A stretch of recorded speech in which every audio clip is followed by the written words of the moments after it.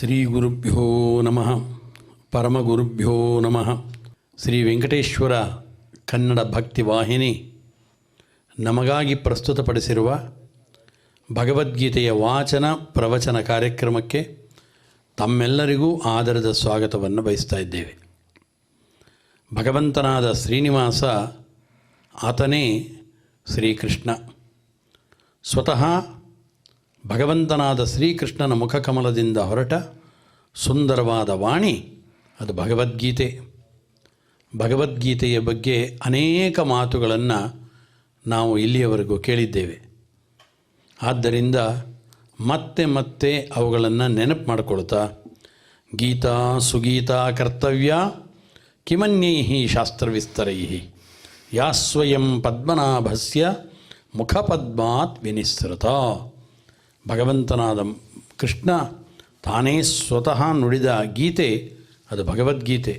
ಕೃಷ್ಣ ಹಲವು ಬಾರಿ ಭಗವದ್ಗೀತೆಯಲ್ಲಿ ನನಗಿಂತ ಉತ್ಕೃಷ್ಟನಾದ ಮತ್ತೊಬ್ಬ ದೇವತೆ ಇಲ್ಲ, ನಾನೇ ಸರ್ವೋತ್ತಮನಾದ ದೇವತೆ ಅಂತ ಸಾರಿ ಸಾರಿ ಹೇಳಿದ್ದಾನೆ. ಆದ್ದರಿಂದ ಏಕೋ ದೇವ ದೇವಕಿ ಪುತ್ರ ಏವ, ಒಬ್ಬನೇ ಪ್ರಮುಖನಾದ ದೇವ. ಆ ದೇವನಿಗೆ ಹಲವು ನಾಮಗಳು, ಅನೇಕ ನಾಮಗಳನ್ನು ಹೊತ್ತ ಮುಖ್ಯನಾದ ಒಬ್ಬನೇ ದೇವ, ಆತ ಶ್ರೀಕೃಷ್ಣ, ಅವನೇ ಶ್ರೀನಿವಾಸ. ಅಂತಹ ಶ್ರೀಕೃಷ್ಣ ಅವನೇ ಪ್ರಸ್ತುತಪಡಿಸಿದ ಭಗವದ್ಗೀತೆ ಅದು ಈ ನಾಡಿನ ಅತ್ಯಂತ ಉತ್ಕೃಷ್ಟವಾದ ಗ್ರಂಥಗಳಲ್ಲಿ ಒಂದು. ಆ ಗೀತಾ ಅಮೃತವನ್ನು ಪಾನ ಮಾಡುವ ಸುಯೋಗವನ್ನು ಶ್ರೀ ವೆಂಕಟೇಶ್ವರ ಕನ್ನಡ ಭಕ್ತಿವಾಹಿನಿ ನಮಗಾಗಿ ಸಿದ್ಧಪಡಿಸಿ ಅದು ಉಣಬಡಿಸ್ತಾ ಇದೆ. ಆದ್ದರಿಂದ ನಾವೆಲ್ಲರೂ ಕೂಡ ಈ ಒಂದು ಗೀತಾ ವಾಚನ ಪ್ರವಚನ ಕಾರ್ಯಕ್ರಮದಲ್ಲಿ ಭಾಗಿಗಳಾಗೋಣ, ನಾವು ಕೃತಾರ್ಥರಾಗೋಣ ಅಂತ ತಿಳಿಸ್ತಾ ಆಚಾರ್ಯರು ಇಲ್ಲಿ ಆಗಮಿಸಿದ್ದಾರೆ. ಅವರು ಅನಂತರದಲ್ಲಿ ಭಗವದ್ಗೀತೆಯ ಶ್ಲೋಕಗಳ ಪಠಣವನ್ನು ನಿಮಗಾಗಿ ಹೇಳಿಕೊಡ್ತಾರೆ. ಅದರ ಪೂರ್ವದಲ್ಲಿ ನಾವು ಭಗವದ್ಗೀತೆಯ ಪ್ರವಚನವನ್ನು ಕೂಡ ಆಲಿಸುವುದಿದೆ. ಈ ಎಲ್ಲ ಕಾರ್ಯಕ್ರಮಗಳಿಗೂ ತಮಗೆ ಆದರದ ಸ್ವಾಗತವನ್ನು ಬಯಸ್ತಾ ಇದ್ದೇನೆ. ಶ್ರೀಮದ್ ಭಗವದ್ಗೀತೆಯ 16ನೆಯ ಅಧ್ಯಾಯದ ಚಿಂತನೆಯಲ್ಲಿ ನಾವೆಲ್ಲರೂ ಕೂಡ ಸೇರಿದ್ದೇವೆ. ಈ ಚಿಂತನೆಯ ನಿರ್ವಿಘ್ನತೆಗೋಸ್ಕರ ಗುರು ಅನುಗ್ರಹ ನಮಗೆ ಬೇಕೇ ಬೇಕು. ಯಾಕೆ ಅಂದರೆ ಯಸ್ಯ ದೇವೇ ಪರಾಭಕ್ತಿ ಯಥಾ ದೇವೇ ತಥಾ ಗುರವು. ದೇವರಲ್ಲಿ ಹೇಗೆ ನೀವು ಭಕ್ತಿ ಮಾಡ್ತೀರೋ ಆ ರೀತಿ ಭಗವಂತನಲ್ಲೂ ಕೂಡ ಗುರುಗಳಲ್ಲೂ ಕೂಡ ಭಕ್ತಿ ಮಾಡಿ ಅಂತ ಹೇಳಿದೆ. ಹಾಗಾಗಿ ಗುರುವಿನ ಗುಲಾಮನಾಗುವ ತನಕ ದೊರೆಯ ದಂಡ ಮುಕುತಿ ಅಂತ ಹೇಳಿದಂತೆ ಗುರುವಿನ ಮೂಲಕ ಭಗವಂತನನ್ನು ನೋಡಿದಾಗ ಅವನು ಅನುಗ್ರಹ ಮಾಡ್ತಾನೆ. ಹಾಗಾಗಿ ಮೊದಲಿಗೆ ನಾವೆಲ್ಲರೂ ಗುರು ಪ್ರಾರ್ಥನೆಯನ್ನು ಮಾಡೋಣ. ಸಮಾಶ್ರಯೇದ್ ಗುರುಂ ಭಕ್ತ್ಯಾ ಸಮಾಶ್ರಯೇದ್ ಗುರುಂ ಭಕ್ತ್ಯಾ ಮಹಾವಿಶ್ವಾಸಪೂರ್ವಕಂ ಮಹಾವಿಶ್ವಾಸಪೂರ್ವಕಂ ನಿಕ್ಷಿಪೇತ್ ಸರ್ವಭಾರಾಂಶ್ಚ ನಿಕ್ಷಿಪೇತ್ ಸರ್ವಭಾರಾಂಶ್ಚ ಗುರೋ ಶ್ರೀ ಪಾದ ಪಂಕಜೇ ಗುರು ಶ್ರೀಪಾದ ಪಂಕಜೇ. ಮುಂದೆ ಈ ಕಲಿಯುಗದ ದೈವನಾದ ಶ್ರೀನಿವಾಸ ದೇವರ ಪ್ರಾರ್ಥನೆ ಒಂದೊಂದು ಯುಗದಲ್ಲಿ ಒಂದೊಂದರಿಂದ ಪ್ರಾಶಸ್ತ್ಯವನ್ನು ಪಡೆದಿದೆ. ಯುಗಗಳು ಕೃತೇ ತಪಪ್ರಶಂಸಂತಿ ತ್ರೇತಾಯಾಮ್ ಜ್ಞಾನ ಸಾಧನಂ. ಕೃತಯುಗದಲ್ಲಿ ತಪಸ್ಸು ಪ್ರಧಾನ, ತ್ರೇತಾಯುಗದಲ್ಲಿ ಯಜ್ಞವೂ ಪ್ರಧಾನ, ಜ್ಞಾನವೂ ಪ್ರಧಾನ. ತ್ರೇತ ದ್ವಾಪರದಲ್ಲಿ ಯಜ್ಞ ಪ್ರಧಾನ, ಕಲಿಯುಗದಲ್ಲಿ ಅಷ್ಟು ತಪಸ್ಸು ಮಾಡುವ, ಜ್ಞಾನವನ್ನು ಪಡೆಯುವ, ಅನೇಕ ವರ್ಷಗಳ ಕಾಲ ಯಜ್ಞ ಮಾಡುವ ಶಕ್ತಿ ಇಲ್ಲದೇ ಇರುವುದರಿಂದ ಕೇವಲ ಭಗವಂತನ ಸಂಕೀರ್ತನೆಯೇ ಪ್ರಧಾನ ಅಂತ ಹೇಳಿದೆ. ಹಾಗಾಗಿ ಶ್ರೀನಿವಾಸ ದೇವರ ನಾಮದಿಂದ ಕೂಡಿದ ಆ ಸಂಕೀರ್ತನೆಯನ್ನು ನಾವು ಮಾಡೋಣ. ಆನಂದ ಜ್ಞಾನದಂ ವಿಷ್ಣುಂ ಆನಂದ ಜ್ಞಾನದಂ ವಿಷ್ಣುಂ ಆನಂದಮಯ ನಾಮಕಂ ಆನಂದಮಯ ನಾಮಕಂ ಆನಂದೇನ ದದರ್ಶಾಥ ಆನಂದೇನ ದದರ್ಶಾಥ ಹ್ಯಾನಂದ ನಿಲಯಾಲಯೇ. ಆನಂದ ನಿಲಯಾಲಯೇ. ಯಾವುದೇ ಒಂದು ಕಾರ್ಯವನ್ನು ಮಾಡುವಾಗ ಎರಡು ಪ್ರಧಾನ. ಒಂದು ಮಾಡುವಂತಹ ಪ್ರಾರಂಭದಲ್ಲಿ ಸಂಕಲ್ಪ, ತದನಂತರ ಭಗವತ್ ಸಮರ್ಪಣೆ ಅಂತ. ಹಾಗಾಗಿ ಈ ಒಂದು ಚಿಂತನೆಯ ಆದಿಯಲ್ಲಿ ದೇವರ ಮುಂದೆ ಕುಳಿತು ನಾವೆಲ್ಲರೂ ಕೂಡ ಸಂಕಲ್ಪವನ್ನು ಮಾಡೋಣ. ಶ್ರೀಮದಾದಿವರಾಹ ಕ್ಷೇತ್ರೇ ಶ್ರೀಮದಾದಿವರಾಹ ಕ್ಷೇತ್ರೇ ವಿರಾಜಮಾನಸ್ಯ ವಿರಾಜಮಾನಸ್ಯ ಅಖಿಲಾಂಡ ಕೋಟಿ ಬ್ರಹ್ಮಾಂಡ ನಾಯಕಸ್ಯ ಅಖಿಲಾಂಡ ಕೋಟಿ ಬ್ರಹ್ಮಾಂಡ ನಾಯಕಸ್ಯ ಶ್ರೀ ಪದ್ಮಾವತಿ ಜಾನೇಃ ಶ್ರೀ ಪದ್ಮಾವತಿ ಜಾನೇಃ ಭಗವತಃ ಭಗವತಃ ಶ್ರೀ ವೆಂಕಟೇಶ್ವರ ಸ್ವಾಮಿನಃ ಶ್ರೀ ವೆಂಕಟೇಶ್ವರ ಸ್ವಾಮಿನಃ ಕೃಪಾಬಲೇನ ಕೃಪಾಬಲೇನ ಜಗದ್ಗುರೋಃ ಜಗದ್ಗುರೋಃ ಶ್ರೀ ಗೋಪಾಲಕೃಷ್ಣ ಅನುಗ್ರಹೇಣ ಶ್ರೀ ಗೋಪಾಲಕೃಷ್ಣ ಅನುಗ್ರಹೇಣ ಅಸ್ಮಾಕಂ ಅಸ್ಮಾಕಂ ಸರ್ವೇಷಾಂ ಸರ್ವೇಷಾಂ ಶರೀರಸ್ಯ ಶರೀರಸ್ಯ ಮನಸಶ್ಚ ಮನಸಶ್ಚ ಬಲಸಿದ್ಧ್ಯರ್ಥಂ ಬಲಸಿದ್ಧ್ಯರ್ಥಂ ಸಮಸ್ತಾನಾಂ ಸಮಸ್ತಾನಾಂ ಆಧಿವ್ಯಾಧೀನಾಂ ಆದಿವ್ಯಾಧೀನಾಂ ನಿವಾರಣಾರ್ಥಂ ನಿವಾರಣಾರ್ಥಂ ಸರ್ವಯಜ್ಞ ಸರ್ವಯಜ್ಞ ಫಲಪ್ರಾಪ್ತ್ಯರ್ಥಂ ಫಲಪ್ರಾಪ್ತ್ಯರ್ಥಂ ಸರ್ವಾಸಾಂ ಸರ್ವಾಸಾಂ ಸಂಪದಾಂ ಸಂಪದಾಂ ಪ್ರಾಪ್ತ್ಯರ್ಥಂ ಪ್ರಾಪ್ತ್ಯರ್ಥಂ ವಿದ್ಯಾರ್ಥಿನಾಂ ವಿದ್ಯಾರ್ಥಿನಾಂ ಬುದ್ಧಿಶಕ್ತಿ ಬುದ್ಧಿಶಕ್ತಿ ವೃದ್ಧಿದ್ವಾರ ವೃದ್ಧಿದ್ವಾರ ಪರೀಕ್ಷಾಸು ಪರೀಕ್ಷಾಸು ಉತ್ತೀರ್ಣತಾ ಸಿದ್ಧ್ಯರ್ಥಂ ಉತ್ತೀರ್ಣತಾ ಸಿದ್ಧ್ಯರ್ಥಂ ಅಧಿಕಾರಿಣಾಂ ಅಧಿಕಾರಿಣಾಂ ಸ್ವಸ್ವವಿಧಿ ಸ್ವಸ್ವವಿಧಿ ನಿರ್ವಹಣ ನಿರ್ವಹಣ ಕೌಶಲ ಸಿದ್ಧ್ಯರ್ಥಂ ಕೌಶಲ ಸಿದ್ಧ್ಯರ್ಥಂ ಸಮಸ್ತ ಪಾಪಕ್ಷಯಾರ್ಥಂ ಸಮಸ್ತ ಪಾಪಕ್ಷಯಾರ್ಥಂ ಜ್ಞಾನ ಭಕ್ತಿ ವೈರಾಗ್ಯ ಸಿದ್ಧ್ಯರ್ಥಂ ಜ್ಞಾನ ಭಕ್ತಿ ವೈರಾಗ್ಯ ಸಿದ್ಧ್ಯರ್ಥಂ ಶ್ರೀ ಗೋಪಾಲಕೃಷ್ಣ ಪ್ರೇರಣಯ ಶ್ರೀ ಗೋಪಾಲಕೃಷ್ಣ ಪ್ರೇರಣಯ ಶ್ರೀ ಗೋಪಾಲಕೃಷ್ಣ ಪ್ರೀತ್ಯರ್ಥಂ ಶ್ರೀ ಗೋಪಾಲಕೃಷ್ಣ ಪ್ರೀತ್ಯರ್ಥಂ ಶ್ರೀಮದ್ಭಗವದ್ಗೀತಾಯಾಃ ಶ್ರೀಮದ್ಭಗವದ್ಗೀತಾಯಾಃ ಷೋಡಶೋಧ್ಯಾಯಾಂತರ್ಗತ ಷೋಡಶೋಧ್ಯಾಯಾಂತರ್ಗತ ಶ್ಲೋಕಪಾರಾಯಣಂ ಶ್ಲೋಕಪಾರಾಯಣಂ ತಥಾ ತಥಾ ಭಗವದ್ಗೀತಾ ಶ್ರವಣಂಚ ಭಗವದ್ಗೀತಾ ಶ್ರವಣಂಚ ಕರಿಷ್ಯಾಮಹೇ. ಕರಿಷ್ಯಾಮಹೇ. ಸಂಕಲ್ಪ ಮಾಡಿದ ನಾವುಗಳು ಶ್ರೀಕೃಷ್ಣ ಪ್ರಾರ್ಥನೆಯನ್ನು ಮಾಡಬೇಕು. ಒಂದೊಂದು ಯುಗದಲ್ಲಿ ಒಂದೊಂದು ಭಗವಂತನ ರೂಪಗಳನ್ನು ಧ್ಯಾನಿಸಿ ಅಂತ ಹೇಳಿದ ಭಗವತ ಕಲಿಯುಗದಲ್ಲಿ ಕಪ್ಪು ಬಣ್ಣದ ದೇವರನ್ನು ಚಿಂತಿಸಿ ಅಂತ ಆಜ್ಞೆ ಕೊಡಿಸಿದೆ. ಹಾಗಾಗಿ ಕೃಷ್ಣ ಅಂದರೆ ಕಪ್ಪು ಅಂತ ಅರ್ಥ. ಎಲ್ಲರ ಮನಸ್ಸನ್ನು ಆಕರ್ಷಿಸ್ತಾನೆ, ಆದ್ದರಿಂದಲೂ ಕೃಷ್ಣ. ಅವನ ಬಣ್ಣವೂ ಕೃಷ್ಣ ಕಪ್ಪು. ಕಪ್ಪು ಅಂದರೆ ಕಾಡಿಗೆಯ ಕಪ್ಪಲ್ಲ, ಆ ಒಂದು ನೀಲ ಮೇಘದಂತೆ ಕಪ್ಪಾದ ಅಲ್ಲಿಯೂ ಒಂದು ಬ್ರೈಟ್ನೆಸ್ ಇದೆ ಅಂತ ತಿಳಿಸ್ತಾರೆ. ಅಂತಹ ಕೃಷ್ಣೇತಿ ಮಂಗಲಂ ನಾಮ ಯಸ್ಯ ವಾಚಿ ಪ್ರವರ್ತತೆ.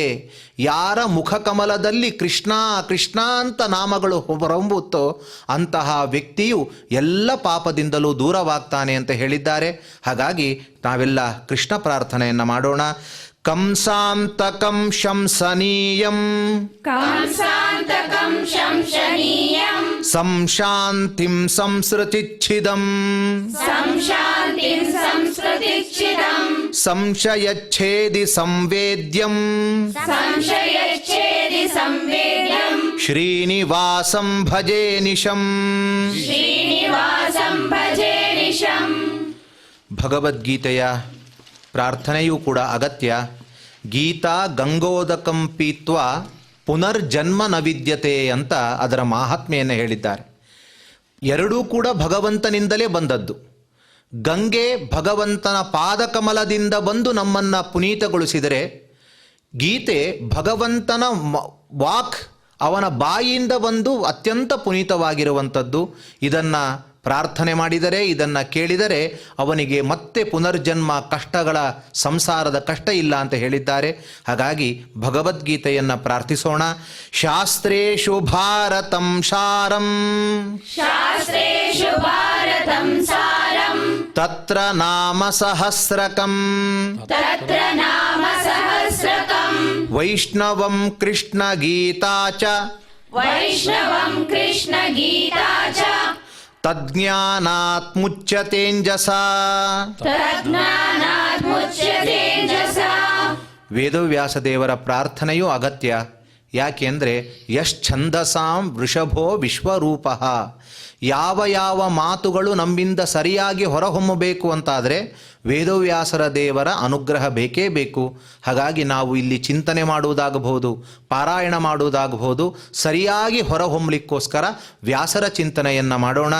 ವೇದವ್ಯಾಸ ಗುಣಾವಾಸ, ವೇದವ್ಯಾಸ ಗುಣಾವಾಸ, ವಿದ್ಯಾಧೀಶ ಸತಾಂ ವಶ, ವಿದ್ಯಾಧೀಶ ಸತಾಂ ವಶ, ಮಾಂ ನಿರಾಶಂ ಗತ ಕ್ಲೇಶಂ, ಮಾಂ ನಿರಾಶಂ ಗತ ಕ್ಲೇಶಂ, ಕುರ್ವ ನಾಶಂ ಹರೇ ನಿಶಂ. ಕುರ್ವ ನಾಶಂ ಹರೇ ನಿಶಂ.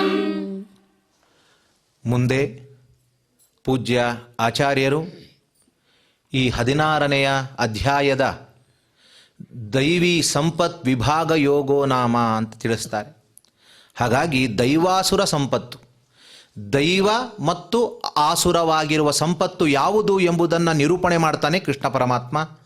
ಆ ದೈವಿ ಸಂಪತ್ತಿನ ಬಗ್ಗೆ, ಆಸುರಿ ಸಂಪತ್ತಿನ ಬಗ್ಗೆ ವಿಶೇಷವಾದ ವಿಶ್ಲೇಷಣೆಯನ್ನು ನೀಡಲಿಕ್ಕಾಗಿ ಬಂದಿರುವಂತಹ ಆಚಾರ್ಯರು ನಮಗೆ ಅದರ ಒಳ್ಳೆಯ ರಸದೌತಣವನ್ನು ಉಣಿಸಿ ನಮ್ಮನ್ನು ಕೃತಾರ್ಥರಾಗಿಸಿ ಅಂತ ನಾವೆಲ್ಲರೂ ಕೂಡ ಪ್ರಾರ್ಥನೆ ಮಾಡ್ತಾ ಇದ್ದೇವೆ. ಅದನ್ನು ನಾವೆಲ್ಲರೂ ಕೂಡ ಕೇಳೋಣ. ಶ್ರೀ ಗುರುಭ್ಯೋ ನಮಃ. ದಂಭೋ ದರ್ಪೋಭಿಮಾನಶ್ಚ ಕ್ರೋಧ ಪಾರುಷ್ಯಮೇವ ಚ ಅಜ್ಞಾನಂಚಾಭಿಜಾತಸ್ಯ ಪಾರ್ಥ ಸಂಪದಮಾಸುರೀಂ. ದಂಭೋ ದರ್ಪೋ ಅಭಿಮಾನಶ್ಚ ಕ್ರೋಧ ಪಾರುಷ್ಯಮೇವ ಚ ಅಜ್ಞಾನಂಚ ಅಭಿಜಾತಸ್ಯ ಪಾರ್ಥ ಸಂಪದಂ ಆಸುರೀಂ. ಹೇ ಪಾರ್ಥ, ಕುಂತಿದೇವಿಯ ಮಗನಾಗಿರತಕ್ಕಂಥವನಪ್ಪ ನೀನು. ಪೃಥಾಯಾ ಅಪತ್ಯಂ ಪುಮಾನ್ ಪಾರ್ಥ ತತ್ಸಂಬುದ್ಧೋ ಹೇ ಪಾರ್ಥ. ಎಲೇ ಪಾರ್ಥ ಅಂತ ಈಗ ಕೃಷ್ಣ ಪಾರ್ಥ ಅಂತ ಸಂಬೋಧನೆ ಮಾಡಿದ. ಸಂಬೋಧನೆ ಮಾಡಿ ಈ ಸಂದರ್ಭದಲ್ಲಿ ಹೇಳಬೇಕಾದ್ರೆ ದಂಭ, ದರ್ಪ, ಅಭಿಮಾನ, ಕ್ರೋಧ, ಪಾರುಷ್ಯ ಈ ಎಲ್ಲ ಗುಣಗಳು ಮತ್ತು ಅಜ್ಞಾನ ಇದನ್ನೆಲ್ಲ ಬಿಡಬೇಕು ಅಂತ ಕೃಷ್ಣ ಈ ಸಂದರ್ಭದಲ್ಲಿ ತಿಳಿಸ್ತಾನೆ. ಹಾಗೆ ತಿಳಿಸೋದಕ್ಕೋಸ್ಕರವಾಗಿ ಮೊದಲು ದೈವಿ ಸಂಪತ್ತೇನು ಅಂತ ಅದನ್ನೆಲ್ಲ ನಿರೂಪಣೆಯನ್ನು ಮಾಡಿದ್ದ ಭಗವಂತ. ಈ ಆಸುರಿ ಸಂಪತ್ತನ್ನು ನಿರೂಪಣೆ ಯಾಕೆ ಮಾಡಬೇಕಾಗಾದರೆ ಮೋಕ್ಷಕ್ಕೆ ಉಪಯೋಗಿಯಾಗಿದ್ದು ಯಾವುದು? ದೈವಿ ಸಂಪತ್ತು. ಹಾಗಾದರೆ ದೈವಿ ಸಂಪತ್ತು ಅಂಥೇಳಿ ಅಹಿಂಸಾ, ಸತ್ಯಂ, ಅಕ್ರೋಧ, ತ್ಯಾಗ, ಶಾಂತಿ, ಅಪೈಶುನಂ, ದಯಾ, ಭೂತೇಶು ಅಲೋಲುತ್ವಂ, ಮಾರ್ದವಂ, ಹ್ರೀಹಿ, ಅಚಾಪಲಂ ಇದೆಲ್ಲ ಗುಣಗಳನ್ನು ಭಗವಂತ ಹೇಳ್ದ. ಆನಂತರ ತೇಜ, ಕ್ಷಮ, ಧೃತಿ, ಶೌಚಂ, ಅದ್ರೋಹ, ನಾತಿಮಾನಿತ ಭವಂತಿ ಸಂಪದಂ ದೈವೀಂ ಅಭಿಜಾತಸ್ಯ ಭಾರತ ಅಂತ ಇದನ್ನೆಲ್ಲ ತಿಳಿಸಿದ್ದ. ಇದನ್ನು ತಿಳಿಸಿದ ಮೇಲೆ ಆಸುರಿ ಸಂಪತ್ತನ್ನು ತಿಳಿಸೋದು ಯಾತಕ್ಕೋಸ್ಕರ ಅಂತಂದರೆ ಆಸುರಿ ಸಂಪತ್ತನ್ನು ನಾವು ಪಡ್ಕೊಳ್ಬಾರ್ದು ಅನ್ನೋ ದೃಷ್ಟಿಯಿಂದ ಆಸುರಿ ಸಂಪತ್ತನ್ನು ತಿಳಿಸ್ತಾ ಇರೋದು.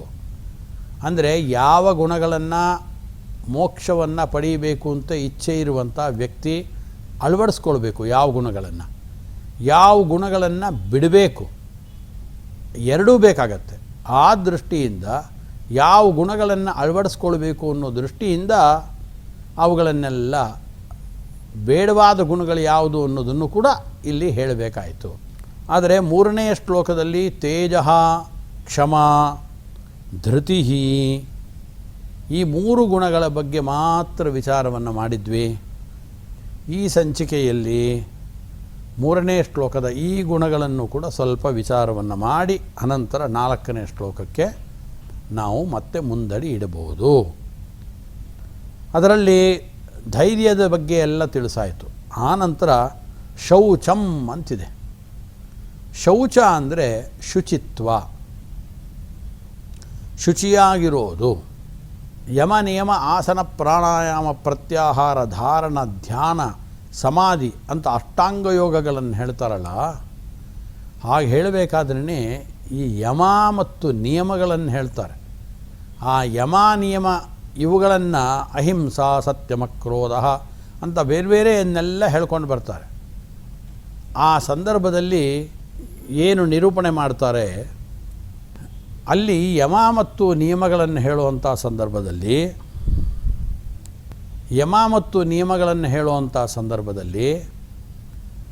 ಈ ಶೌಚ ಅನ್ನೋದು ಕೂಡ ಅಲ್ಲಿ ನಿರೂಪಿತವಾಗಿದೆ. ಶೌಚ ಅಂದರೆ ಶುಚಿತ್ವ. ಆ ಶುಚಿತ್ವ ಅದು 2 ರೀತಿಯಾದ್ದು. ಬಾಹ್ಯ ಶುಚಿತ್ವ ಒಂದು, ಆಂತರಿಕವಾದ ಶುಚಿತ್ವ ಒಂದು. ಅದರಿಂದ ಮಾನಸಿಕವಾಗಿ ಶುದ್ಧರಾಗೋದು ಒಂದು, ಬಾಹ್ಯವಾಗಿ ಶುದ್ಧವಾಗೋದು ಒಂದು. ಬಾಹ್ಯವಾಗಿ ಏನು ಶುದ್ಧವಾಗ್ತೀವಿ ಆ ಶುದ್ಧಿ ಅನ್ನೋದು ನಮಗೆ ಮಾತ್ರ ಸಂಬಂಧಪಟ್ಟಿದ್ದಲ್ಲ, ಎಲ್ಲರಿಗೂ ಕೂಡ. ಪ್ರಾಣಿಗಳು, ಪಕ್ಷಿಗಳು ಎಷ್ಟೋ ಸರಿ ಬಾಹ್ಯ ಶುದ್ಧಿಯನ್ನು ಅವು ಮಾಡಿಕೊಳ್ತವೆ, ಇಲ್ಲ ಅಂತಿಲ್ಲ. ಆದರೆ ಮಾನಸಿಕವಾಗಿ ಶುದ್ಧವಾಗುವಂಥ ಸಾಮರ್ಥ್ಯ ಇರೋದು ಮನುಷ್ಯನಿಗೆ. ಎಷ್ಟೋ ಪ್ರಾಣಿಗಳು, ಪಕ್ಷಿಗಳು ಮಾನಸಿಕವಾಗಿ ಶುದ್ಧವಾಗಬೇಕು ಅಂತಿಲ್ಲ, ಅವುಗಳ ಮನಸ್ಸು ಶುದ್ಧವಾಗಿಯೇ ಇರುತ್ತವೆ. ಕಾರಣ ಏನು ಅಂದರೆ ನಮ್ಮಂತಹ ಮನುಷ್ಯರಲ್ಲಿರುವಂತಹ ದುರ್ಗುಣಗಳನ್ನು ಅವು ತಮ್ಮಲ್ಲಿ ಅಳವಡಿಸ್ಕೊಂಡಿರೋದಿಲ್ಲ. ಅವುಗಳನ್ನು ತ್ಯಾಗ ಮಾಡಿದಾಗ ಮಾನಸಿಕವಾದ ಶುದ್ಧಿ ಬರೋದು ಅಂತ ತಿಳಿಸೋದು. ಆದ್ದರಿಂದ ಬಾಹ್ಯವಾದ ಶೌಚವನ್ನು ಅಂದರೆ ಸ್ನಾನಾದಿಗಳಿಂದ, ಮೃತ್ತಿಕಾ ಮೊದಲಾದ ಲೇಪನೆಗಳಿಂದ, ಇತರ ವಿಧವಾಗಿರತಕ್ಕಂಥ ಸ್ನಾನಾದಿಗಳಿಂದ ಬಾಹ್ಯ ಶುದ್ಧಿಯನ್ನು ತಂದುಕೊಳ್ಳಲಿಕ್ಕೆ ಬರುತ್ತೆ. ಮಂತ್ರಸ್ನಾನ, ಧ್ಯಾನಸ್ನಾನ, ಭಸ್ಮಸ್ನಾನ, ಬೇಕಾದಷ್ಟು ವಿಧವಾದ ಸ್ನಾನಗಳಿದೆ. ಬಾಹ್ಯವಾದ ಶುದ್ಧಿಯನ್ನು ತಂದುಕೊಳ್ಬೇಕು ಅಂತಿದ್ದರೆ ಅದನ್ನೆಲ್ಲ ತಂದುಕೊಳ್ಬೋದು. ಆದ್ದರಿಂದ ಅದನ್ನು ನಮ್ಮ ಪ್ರಾಚೀನರು ತುಂಬ ಸೂಕ್ಷ್ಮವಾಗಿ ತಿಳಿಸಿದ್ದಾರೆ. ಶುಚಿತ್ವ ಅನ್ನೋದು ಯಾಕೆ ಈ ಬಾಹ್ಯ ಶುಚಿತ್ವವನ್ನು ತಿಳಿಸಿದ್ದು ಅಂದರೆ, ಒಂದು ನಮ್ಮ ದೇಹ ಇದೆಯಲ್ಲ, ಇದು ಪಂಚಭೂತಗಳಿಂದ ನಿರ್ಮಿತವಾದ ದೇಹ. ಈ ದೇಹ ಅನ್ನೋದು ಬಾಹ್ಯವಾಗಿ ಶುಚಿ ಮಾಡದೇ ಹೋದರೆ ಇದರಿಂದ ದುರ್ಗಂಧ ಅನ್ನೋದು ಬರುತ್ತೆ. ಆದ್ದರಿಂದ ಮೂಲತಃ ನಮಗೆ ಎದ್ದು ಕಾಣುವಂತೆ ದುರ್ಗಂಧದ ನಿವಾರಣೆಯ ದೃಷ್ಟಿಯಿಂದ ಬಾಹ್ಯ ಶೌಚವನ್ನು ನಾವು ಮಾಡಿಕೊಳ್ಳಲೇಬೇಕಾಗತ್ತೆ. ಆನಂತರ ಆಗಮಗಳಲ್ಲಿ ತಿಳಿಸಿದಂತೆ, ಸ್ಮೃತಿ ಗ್ರಂಥಗಳಲ್ಲಿ ತಿಳಿಸಿದಂತೆ ನಾನಾ ವಿಧವಾದ ಶೌಚವನ್ನು ನಾವು ಅಳವಡಿಸ್ಕೊಳ್ಬೇಕು ಅಂತ ಅದರಲ್ಲಿ ತಿಳಿಸ್ತಾರೆ. ಅದರಲ್ಲಿ ವೈಜ್ಞಾನಿಕವಾದ ಹಿನ್ನೆಲೆಯೂ ಅಡಗಿರುತ್ತೆ. ಮತ್ತು ಅತ್ಯಂತ ಸೂಕ್ಷ್ಮವಾಗಿ ಅನೇಕ ಸಾವಿರಾರು ವರ್ಷಗಳ ಕಾಲ ತಾವು ಇವುಗಳನ್ನೆಲ್ಲ ಪ್ರಯೋಗ ಮಾಡಿ ಋಷಿಮುನಿಗಳು ಈ ಸ್ಮೃತಿ ಗ್ರಂಥಗಳಲ್ಲಿ ಈ ವಿಚಾರಗಳನ್ನೆಲ್ಲ ಬರೆದಿಟ್ಟಿರ್ತಾರೆ ಅವರು. ಆ ದೃಷ್ಟಿಯಿಂದ ಅದರ ಪೂರ್ಣವಾದ ಮಾಹಿತಿ ನಮಗೆ ನಿಖರವಾಗಿ ನಮಗೆ ಕಂಡು ಬರದೇ ಇರ್ಬೋದು ನಿಜ, ಅದನ್ನು ನಮ್ಮ ಕೈಯಲ್ಲಿ ವಿವರಣೆ ಮಾಡಲಿಕ್ಕೆ ಬರದೇ ಇರ್ಬೋದು ನಿಜ. ಆದರೆ ಋಷಿಮುನಿಗಳು ಅದನ್ನೆಲ್ಲವನ್ನು ಮನಗೊಂಡು ಅನೇಕ ವಿಧವಾದ ಚರ್ಚೆಗಳನ್ನು ಮಾಡಿ ಅನಂತರದಲ್ಲಿ ಹೀಗೆ ಮಾಡಬೇಕು ಅಂತ ಬರೆದಿಟ್ಟಿದ್ದಾರೆ. ಆದ್ದರಿಂದ ಬಾಹ್ಯ ಶೌಚದ ಬಗ್ಗೆ ಹೆಚ್ಚು ಹೇಳಬೇಕು ಅಂತಿಲ್ಲ. ನಮಗೆ ಗೊತ್ತಿರುವಂತೆ ಬೆಳಗಾಗೆದ್ದು ಹೇಳ್ತೀವಿ, ಎದ್ದು ಕೂಡಲೇ ಕೈಗಳನ್ನು ತಿಕ್ಕೊಳ್ಬೇಕು ಅಂತ ಹೇಳಿ ಕಣ್ಣುಗಳನ್ನು ಮುಟ್ಕೊಳ್ಬೇಕು ಅಂತ ಹೇಳಿದ್ರು. ಕೈಗಳನ್ನು ತಿಕ್ಕೊಂಡಾಗ ಏನು ಸ್ವಲ್ಪ ಶಾಖ ಉಂಟಾಗತ್ತೆ, ಉಂಟಾದ ಕೂಡಲೇ ನಮ್ಮ ನಿದ್ರೆ ಸ್ವಲ್ಪ ಕಡಿಮೆ ಆಗತ್ತೆ. ಆನಂತರದಲ್ಲಿ ಕೈಗಳನ್ನು ಎರಡನ್ನು ತಿಕ್ಕೊಳ್ಳೋದ್ರಿಂದ ಎಲ್ಲ ಕಡೆ ರಕ್ತ ಸಂಚಾರ ತನ್ನಷ್ಟಕ್ಕೆ ತಾನು ಸರಾಗವಾಗಿ ಆಗತ್ತೆ. ಯಾವತ್ತು ಬೆರಳಿನ ತುದಿಗಳಲ್ಲಿ ಇದೆಲ್ಲ ಬೆರಳಿನ ತುದಿಗಳು, ಇದೆಲ್ಲ ರಕ್ತ ಸಂಚಾರವನ್ನು ಒಂದು ಕಡೆಯಿಂದ ಮತ್ತೊಂದು ಕಡೆ ಮಾಡೋದಕ್ಕೆ ಒಂದು ಮೂಲವಾದ ಸ್ಥಾನಗಳು ಅಂತ ಇರುತ್ತವೆ ದೇಹದಲ್ಲಿ. ಆ ರೀತಿಯ ಸ್ಥಾನಗಳಾದ್ದರಿಂದ ಕೈಗಳನ್ನು ಚೆನ್ನಾಗಿ ತಿಕ್ಕೊಂಡಾಗ ಆವಾಗ ರಕ್ತ ಸಂಚಾರ ವಿಶೇಷವಾಗಿ ಎಲ್ಲ ಕಡೆಯೂ ಆಗ್ತದೆ. ಆ ದೃಷ್ಟಿಯಿಂದಲೇ ಕೈಗಳಲ್ಲಿ ತುಳಸಿ ಮಣಿ ತುಂಬ ಉಷ್ಣತೆಯನ್ನು ಉಂಟು ಮಾಡುವಂಥ ಮಣಿ. ಸಾಂದರ್ಭಿಕವಾಗಿ ತಿಳಿಸ್ತಾ ಇದ್ದೇನೆ. ಆ ತುಳಸಿ ಮಣಿಯನ್ನು ಕೈಯಲ್ಲಿ ಹೀಗೆ ಜಪ ಮಾಡಬೇಕಾದ್ರೆ ಹೀಗೆ ಒತ್ತುಕೊಂಡು 1 2 3 4 5 6 ಅಂತ ಅದನ್ನು ಲೆಕ್ಕ ಒಟ್ಟಿಗೆ ಎಷ್ಟಿರುತ್ತೆ ಅಂತ ಗೊತ್ತಿರುತ್ತೆ. ಒಂದು ಸುತ್ತು ಬಂದ ಕೂಡಲೇ ಅದು 108 ಆಯಿತು ಅಂತ ಇವರು ಲೆಕ್ಕವನ್ನು ಇಟ್ಕೊಳ್ತಾರೆ. ಹಾಗೆ ಮಾಡಬೇಕಾದ್ರೆ ತುಳಸಿ ಮಣಿಗಳನ್ನು ಹಿಂಗಂದರೆ ತುಳಸಿ ಅನ್ನೋದೇ ಉಷ್ಣತೆಯನ್ನು ಕೊಡುವಂಥ ಒಂದು ಗಿಡ. ಅದು ಅಂಥ ಔಷಧೀಯ ವಸ್ತುಗಳನ್ನು ಒಳಗೊಂಡಂಥದ್ದು ತುಳಸಿ. ಅದನ್ನು ಈ ಬೆರಳುಗಳಲ್ಲಿ ಹೀಗೆ ತಿಕ್ಕಿದಾಗ ಕೂಡಲೇ ಅದರ ಘರ್ಷಣೆಯಿಂದ ಮತ್ತಷ್ಟು ಉಷ್ಣತೆ ಇವುಗಳೆಲ್ಲ ಉಂಟಾಗಿ ನಮ್ಮ ರಕ್ತ ಸಂಚಾರ ಅನ್ನೋದು ಸರಳವಾಗತ್ತೆ ಅಂತ ಈ ರೀತಿಯಾಗಿ ಹೇಗೆ ಮಾಡಬೇಕು ಅಂತ ಪ್ರಾಚೀನರು ಈ ರೀತಿಯಾಗಿ ಜಪ ಮಾಡುವಾಗ ಸಂಖ್ಯೆಗಳನ್ನು ನೆನಪಿಟ್ಕೊಳ್ಳೋದಕ್ಕೆ ಅನುಕೂಲವಾಗಬೇಕು ಅಂತ ಮಾಡ್ತಾರೆ. ಈ ತುಳಸಿಯ ಸ್ಪರ್ಶ, ತುಳಸಿ ಮೃತ್ತಿಕೆಯ ಸ್ಪರ್ಶ, ಇದು ಒಂದು ಶೌಚ.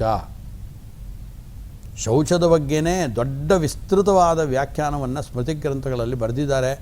ನಾವು ಅದನ್ನು ಗಮನಿಸಬೇಕಾಗತ್ತೆ. ಪ್ರತ್ಯೇಕವಾಗಿ ನಾವು ಸದ್ಯದಲ್ಲಿ ಶೌಚದ ಬಗ್ಗೆ ಅಷ್ಟು ಮಾತ್ರ ತಿಳಿಸ್ತಾ ಇದ್ದೇನೆ. ಆದ್ದರಿಂದ ಮೃತ್ತಿಕಾ ಶೌಚವನ್ನು ಮಾಡಿಕೊಳ್ಬೇಕು. ನಾವು ಮಲಮೂತ್ರಾದಿಗಳನ್ನು ವಿಸರ್ಜನೆ ಮಾಡಬೇಕು ಅಂತ ವಿಸರ್ಜನೆ ಮಾಡಿದ ನಂತರದಲ್ಲಿ ಮೃತ್ತಿಕಾ ಶೌಚವನ್ನು ಮಾಡಿಕೊಳ್ಬೇಕು ಅಂತ ಪ್ರಾಚೀನರು ತುಂಬ ಶುದ್ಧವಾದ ಕೆಮ್ಮಣ್ಣುಗಳನ್ನು ತಂದಿಟ್ಕೊಳ್ಬೇಕು ಅಂತ ತಿಳಿಸ್ತಾ ಇದ್ದರು. ಆ ನಂತರದಲ್ಲಿ ದಂತಧಾವನ ಇರ್ಬೋದು. ಗರುಡ ಪುರಾಣಾದಿಗಳಲ್ಲಿ ಎಷ್ಟು ಸುಂದರವಾಗಿ ನಿರೂಪಣೆ ಮಾಡ್ತಾರೆ ಅಂದರೆ, ದಂತಧಾವನವನ್ನು ಮಾಡಬೇಕಾದ್ರೆ ಯಾವ ಕಡ್ಡಿಗಳಿಂದ ಹಲ್ಲುಗಳನ್ನು ಉಜ್ಜಬೇಕು, ಉಜ್ಜಬೇಕಾದ್ರೆ ಆ ಕಡ್ಡಿಗಳನ್ನು ಇವತ್ತು ನಾವೇನು ಬ್ರಷ್ಗಳ ಥರ ಮಾಡ್ಕೊಳ್ತೀವಿ ಆ ರೀತಿ ತಯಾರು ಮಾಡಿಕೊಳ್ಳೋದು ಹೇಗೆ. ಆನಂತರ ಸೋಮವಾರ, ಮಂಗಳವಾರ, ಬುಧವಾರ, ಗುರುವಾರ, ಶುಕ್ರವಾರ ಅಂತ ಇದ್ದಾಗ, ಶನಿವಾರ ಅಂತ ವಾರದಲ್ಲಿ ಯಾವ್ಯಾವ ದಿನ ಯಾವ್ಯಾವ ಕಡ್ಡಿಗಳಿಂದ ಹಲ್ಲನ್ನು ಆ ರೀತಿ ಬ್ರಷ್ನ ಥರ ಮಾಡಿಕೊಂಡು ಉಜ್ಜಬೇಕು. ಅದರಲ್ಲಿ ಅವರು ತುಂಬ ಆನುಕೂಲ್ಯವನ್ನು ಅದರಲ್ಲಿ ಅವರು ಕಂಡು ಹಿಡ್ಕೊಂಡಿದ್ದೇನೆಂದರೆ, ನಾವು ಈಗ ಈ ಪ್ಲಾಸ್ಟಿಕ್ನ ಬ್ರಷ್ಗಳನ್ನೇನು ಉಜ್ಜುತ್ತೇವೆ ಇದಕ್ಕೆ ಮತ್ತು ಪೇಸ್ಟ್ ಅಂತ ಹಾಕ್ಕೊಂಡು ಹಲ್ಲು ಉಜ್ಜಬೇಕಾಗತ್ತೆ. ಹಂಗಲ್ಲ, ಆ ಕಡ್ಡಿಯಲ್ಲೇ ಪೇಸ್ಟು ಇರುತ್ತೆ, ಆ ಕಡ್ಡಿಯೇ ಬ್ರಷ್ಷು ಆಗುತ್ತೆ. ಆದ್ದರಿಂದ ಆ ರೀತಿ ಮಾಡಿಕೊಂಡು ಉಜ್ಜಿದಾಗ ಒಂದೊಂದು ದಿನದಲ್ಲಿ ಆ ಕಡ್ಡಿಯಲ್ಲಿರ್ತಕ್ಕಂಥ ರಸಗಳು ನಮ್ಮ ಬಾಯಲ್ಲಿ ಅದು ಎಲ್ಲ ಕಡೆಯಲ್ಲೂ ಕೂಡ ಪಸರಿಸಿಕೊಂಡು ಆನಂತರದಲ್ಲಿ ದಂತದ ಶುದ್ಧಿಯನ್ನು ಗಳಿಸ್ಕೊಳ್ಳೋದಕ್ಕೆ ಸಾಧ್ಯ. ದಂತದ ಗಟ್ಟಿತನ ಇರ್ಬೋದು, ನಮ್ಮ ಆರೋಗ್ಯ ಇರ್ಬೋದು, ಇದೆಲ್ಲ ದೃಷ್ಟಿಯಿಂದಲೂ ಕೂಡ ಮತ್ತು ಯಾವುದೇ ವಿಧವಾದ ದುಷ್ಪರಿಣಾಮಗಳಿಲ್ಲ. ಆ ರೀತಿಯಾಗಿ ದಂತದ ಶೌಚವನ್ನು ಮಾಡಿಕೊಳ್ಬೇಕು ಅಂತ ತಿಳಿಸ್ತಾರೆ. ಕೈಕಾಲುಗಳ ಶೌಚ ಹೇಗೆ ಮಾಡಿಕೊಳ್ಬೇಕು, ಪ್ರತಿಯೊಂದನ್ನು ಕೂಡ ತುಂಬ ಕರಾರುವಕ್ಕಾಗಿ ನಮ್ಮ ಈ ಸ್ಮೃತಿ ಗ್ರಂಥಗಳಲ್ಲಿ ಎಲ್ಲವನ್ನೂ ತಿಳಿಸಿದ್ದಾರೆ. ಯಾವುದೇ ಒಂದು ಸ್ಮೃತಿ ಗ್ರಂಥವನ್ನು ಓದಿದ್ರೂ ಸಾಕು ನಾವು. ಅದರಲ್ಲಿ ಇದೆಲ್ಲ ವಿಸ್ತೃತವಾಗಿ ಅದರಲ್ಲಿ ಶೌಚ ಪ್ರಕರಣದಲ್ಲೇ ಇದೆಲ್ಲವನ್ನು ಕೂಡ ತಿಳಿಸಿದ್ದಾರೆ ಅಂತ ಭಾವಿಸ್ಕೊಳ್ಬೇಕು. ಆದ್ದರಿಂದ ಈ ಶೌಚವನ್ನು ನಾವು ವಿಶೇಷವಾಗಿ ಅಳವಡಿಸ್ಕೊಳ್ಬೇಕು. ಇದೂ ಕೂಡ ದೈವೀ ಸಂಪತ್ತಂತ ಶ್ರೀಕೃಷ್ಣ ನಮಗೆ ವಿಶೇಷವಾಗಿ ಉಪದೇಶವನ್ನು ನೀಡಿದ್ದು. ಆನಂತರ ಆಂತರಿಕವಾಗಿ ಬಾಹ್ಯದ ಶೌಚವನ್ನೆಲ್ಲ ಮಾಡ್ಕೊಳ್ತೀವಿ ನಿಜ. ನದಿಗಳಲ್ಲಿ ಸ್ನಾನ ಮಾಡೋದು, ಸರೋವರದಲ್ಲಿ ಸ್ನಾನ ಮಾಡೋದು, ಅಥವಾ ಸಮುದ್ರದಲ್ಲಿ ಸ್ನಾನ ಮಾಡೋದು, ಇದನ್ನೆಲ್ಲ ಹೇಳ್ತಾರೆ, ಇದೆಲ್ಲ ನಿಜ. ಆನಂತರ ಹೊರಗೆ ಮಿಂದು ಒಳಗೆ ಮೀಯದವನ ವ್ರತವು ಯಾತಕೆ ಅಂತ. ಹೊರಗೆ ಮಿಂದ ಎಲ್ಲ ಸೋಪ್ ಹಾಕ್ಕೊಂಡ, ಸ್ನಾನ ಮಾಡ್ದ, ಚೆನ್ನಾಗಿ ತೊಳ್ಕೊಂಡ, ಮೈಯಲ್ಲೇ ದುರ್ಗಂಧವನ್ನು ಹೋಗಲಾಡಿಸ್ಕೊಂಡ, ಎಲ್ಲ ಸರಿ. ಒಳಗಡೆ ಮಾತ್ರ ಕಾಮಕ್ರೋಧ, ಲೋಭ, ಮೋಹ, ಮದಮಾತ್ಸರ್ಯಗಳು ಅಂತ ಏನಿದೆ, ಹರಿಷಡ್ವರ್ಗಗಳಿದೆ, ಇವುಗಳನ್ನೆಲ್ಲ ಒಳಗಡೆ ವಿಶೇಷವಾಗಿ ತುಂಬಿಕೊಂಡಿದ್ದರೆ ಮನಸ್ಸು ಶುದ್ಧವಾಗೋಲ್ಲ ಅಂತ ಹೇಳ್ತಾರೆ. ಆದ್ದರಿಂದ ಮಡಿ ಎಂದು 3 ಅಡಿ ಹಾರುವ ಮಡಿ ಮಾಡುವ ಬಗೆ ಬೇರುಂಟು. ಪುರಂದರದಾಸರು ಆ ಕಾಲದಲ್ಲಿ ಇದನ್ನೆಲ್ಲ ಗಮನಿಸಿದಂಥವರು. ಆದ್ದರಿಂದ ಪುರಂದರದಾಸರು ತಿಳಿಸ್ತಾರೆ, ಮಡಿ ಮಾಡ್ಕೊಳ್ಬೇಕು ನಿಜ, ಹೊರಗಡೆ ಬರೀ ಮಡಿ ಅಂತ ಅಂದ್ಕೊಂಡಿದ್ದೀರಾ, ಅಲ್ಲ. ಆಂತರಿಕವಾಗಿ ಒಬ್ಬ ವ್ಯಕ್ತಿ ಪೂಜೆ ಕೂತ್ಕೊಳ್ಬೇಕಾದ್ರೆ ಮಡಿಯಾಗಬೇಕು. ಅಹಿಂಸಾ ಪ್ರಥಮಂ ಪುಷ್ಪಂ ಪುಷ್ಪಂ ಇಂದ್ರಿಯ ನಿಗ್ರಹ ಸರ್ವಭೂತದಯಾ ಪುಷ್ಪಂ ಸತ್ಯಪುಷ್ಪಂ ವಿಶೇಷತಃ ಜ್ಞಾನಪುಷ್ಪಂ ತವಪುಷ್ಪಂ ಕ್ರಿಯಾಪುಷ್ಪಂ ತಥೈವ ಚ ಧ್ಯಾನಂಚೈವಾಷ್ಟಮಂ ಪುಷ್ಪಂ ಏವಿಸ್ತುಷ್ಯತೆ ಕೇಶವಃ ಅಂತ ನಮ್ಮ ಸ್ಮೃತಿಗಳಲ್ಲೂ ಕೂಡ ಈ ಮಾತನ್ನು ತಿಳಿಸಿದ್ದಾರೆ. ಆದ್ದರಿಂದ ಹೂವುಗಳನ್ನು ಏರಿಸೋದು ಹೊರಗಡೆಯಿಂದ ನೋಡೋದಕ್ಕೋಸ್ಕರ ಅಲ್ಲ. ಅಹಿಂಸಾ ಪ್ರಥಮಂ ಪುಷ್ಪಂ ಪುಷ್ಪಮಿಂದ್ರಿಯ ನಿಗ್ರಹ ಅಂತ ಇಲ್ಲಿ ಏನು ದೈವೀ ಸಂಪತ್ತು ಅಂತ ಹೇಳ್ತಾರೆ ಇದನ್ನೆಲ್ಲ ತಿಳಿಸ್ಕೊಂಡು ಬರ್ತಾರೆ. ಆದ್ದರಿಂದ ಇದು ಆಂತರಿಕವಾದ ಮನಸ್ಸು ಶುದ್ಧಿ ಆಗಿರಬೇಕು. ಆಗ ಮಾತ್ರ ಈ ಗುಣಗಳೆಲ್ಲ ಅಲ್ಲಿ ಅವತರಿಸೋದಕ್ಕೆ ಸಾಧ್ಯ. ಆದ್ದರಿಂದ ಹೊರಗಡೆ ನಾವು ಶುಚಿತ್ವವನ್ನು ಎಲ್ಲರಿಗೂ ತೋರ್ಪಡಿಸಿ ಎಲ್ಲ ಮಾಡ್ಬೋದು ನಿಜ, ಆಂತರಿಕವಾಗಿ ಶುಚಿ ಆಗಬೇಕು. ಇಲ್ಲದೆ ಹೋದರೆ ನಮ್ಮೆಲ್ಲ ಕ್ರಿಯೆಗಳು ಕೂಡ ಅದು ದಂಬ ಅಂತ ಮುಂದೆ ಹೇಳ್ತಾರದನ್ನ, ಅದು ದಂಬ ಅಂತ ಕರೆಸ್ಕೊಳ್ಳುತ್ತೆ. ಆದ್ದರಿಂದ ಅದರಿಂದ ಯಾವ ವಿಧವಾದ ಪುಣ್ಯ ಸಂಪಾದನೆಯೂ ಆಗೋಲ್ಲ. ನೋಡೋವರ ದೃಷ್ಟಿಯಿಂದ ಮಾತ್ರ ಈತ ಮಾರಿ ತಪಸ್ವಿ, ಭಾರೀ ಆಚಾರ ಸದಾಚಾರವಂತ, ಇವನು ಭಾರೀ ಗಂಟೆಗಟ್ಟಲೆ ಪೂಜೆ ಮಾಡ್ತಾ ಇದ್ದಾನೆ, ಎಲ್ಲ ಹೊರಭಾಗದಿಂದ ನೋಡುವ ವ್ಯಕ್ತಿಗಳಿಗೆ ಅವರಿಗೆ ಮೋಹಕವಾಗುವಂತೆ ಇವನು ಮಾಡ್ತಾ ಇರ್ಬೋದು ಅಷ್ಟೇ ಹೊರತು ಆಂತರಿಕವಾದ ಶೌಚವನ್ನು ಈತ ಸಂಪಾದನೆ ಮಾಡಿಕೊಳ್ಬೇಕಾಗತ್ತೆ. ಆದ್ದರಿಂದ ಶೌಚಂ ಅಂದರೆ ಅದು ನಾನು ಮತ್ತೆ ಪುನಃ ಹೇಳೋದು, ಶೌಚ ಪ್ರಕರಣವನ್ನು ಒಮ್ಮೆ ತಾವು ಪರಿಶೀಲನೆಯನ್ನು ಮಾಡಬೇಕು. ಅನೇಕ ವಿಧವಾದ ಶುಚಿತ್ವಗಳನ್ನೆಲ್ಲ ಹೇಳ್ತಾರೆ. ದೇವರ ಪೂಜೆಗೆ ನಾವು ಶುಚಿಯಾಗೋದು ಮಾತ್ರ ಅಲ್ಲ, ಪಾತ್ರೆಗಳನ್ನು ಶುಚಿ ಮಾಡೋದು ಹೇಗೆ? ಭಸ್ಮನ ಶುದ್ಧತೆ ಕಾಂಸ್ಯಂ ತಾಮ್ರಂ ಆಮ್ಲೇನ ಶುದ್ಧತಿ ಎಲ್ಲ ಹೇಳ್ತಾರೆ. ತಾಮ್ರದ ಪಾತ್ರೆ ಶುದ್ಧಿ ಮಾಡೋದು ಹೇಗೆ, ಕಾಂಸ್ಯ ಪಾತ್ರೆಯನ್ನು ಶುದ್ಧಿ ಮಾಡೋದು ಹೇಗೆ, ಬೆಳ್ಳಿ ಪಾತ್ರೆ ಯಾವುದರಿಂದ ಶುದ್ಧವಾಗುತ್ತೆ ಹೇಳ್ತಾರೆ. ಜಲ ಹಾಕಿ ತೊಳೆದ್ರೆ ಬೆಳ್ಳಿ ಪಾತ್ರೆ ಶುದ್ಧವಾಯಿತು. ಹಿರಣ್ಯಾದಿಗಳಿದೆ. ಬಂಗಾರವನ್ನು ಶುದ್ಧಿ ಮಾಡೋದು ಹೆಂಗೆ? ಹುಣಸೆ ಹಣ್ಣು ಹಾಕ್ಕೊಂಡು ಬಂಗಾರವನ್ನು ತಿಕ್ಬಿಡಬಾರ್ದು. ಬಂಗಾರದ ಪಾತ್ರೆಯನ್ನು ಸೂರ್ಯನ ಬಿಸಿಲು ಬಿದ್ದರೆ ಬಂಗಾರದ ಪಾತ್ರೆ ಶುದ್ಧಿ ಅಂತಂತಾರೆ. ಆನಂತರ ಗೃಹದಲ್ಲಿ ಮಾಡತಕ್ಕಂಥ ಶೌಚ ಬೇರೆ, ಶುದ್ಧಿಗಳು ಬೇರೆ ಪದಾರ್ಥಗಳಿಗೆ. ಹೊರಗಡೆ ದೊಡ್ಡ ದೊಡ್ಡ ಸಾರ್ವಜನಿಕ ಸಮಾರಂಭಗಳಲ್ಲಿ ಇರತಕ್ಕಂಥ ಶುದ್ಧಿಗಳು ಬೇರೆ. ಭಾಗವತದಲ್ಲೂ ಕೂಡ ಸಪ್ತಮ ಸ್ಕಂದದಲ್ಲಿ ಇದರ ಬಗ್ಗೆ ಉಲ್ಲೇಖವನ್ನು ಮಾಡ್ತಾರೆ.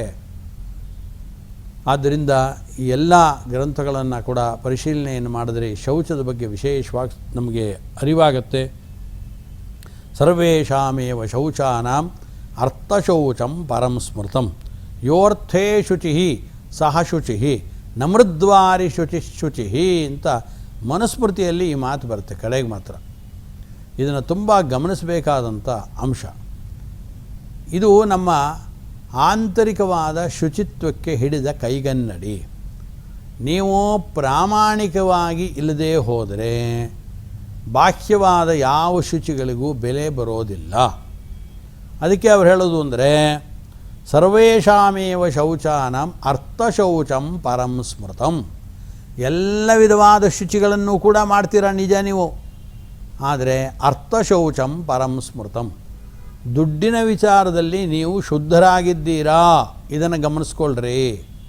ಅರ್ಥಶುಚಿ ಇದೆಯಲ್ಲ, ಇದು ತುಂಬ ಇಂಪಾರ್ಟೆಂಟು, ತುಂಬ ಪ್ರಮುಖವಾದದ್ದು ಇದು. ಯೋ ಅರ್ಥೇ ಶುಚಿ ಸಹ ಶುಚಿ.